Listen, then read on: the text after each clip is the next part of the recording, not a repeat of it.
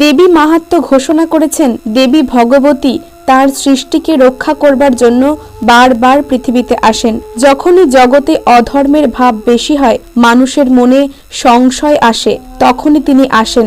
পরাধীন ভারতে সামাজিক কুসংস্কার, জাতপাতের গোঁড়ামি, অর্থহীন আচার বিচার মেয়েদের অবস্থা শোচনীয় করে তুলেছিল। সেই সঙ্গে পাশ্চাত্য সংস্কৃতির প্রভাবে তাদের আধ্যাত্মিকতাও যখন প্রশ্নচিহ্নের মুখে এসে দাঁড়ালো, তখন এই যুগের প্রয়োজন মেটাতে এলেন শ্রী শ্রী মা সারদা দেবী। তার জীবন যেন প্রাচীন এবং নূতন আদর্শের মধ্যে গড়া একটি সেতু। পশ্চিমবঙ্গের বাঁকুড়া জেলার দক্ষিণ পূর্ব কোণে একটি ছোট্ট গ্রাম জয়রামবাটি। এই তিথিতেই মহামায়ার পদধূলিতে ধন্য হয়েছিল এই গ্রাম। সারদা দেবীর জন্মস্থান হিসেবে পৃথিবীর ইতিহাসে জায়গা করে নিয়েছে। শুভ জন্মতিথিতে মায়ের কাছে আমাদের কল্যাণ প্রার্থনা করি।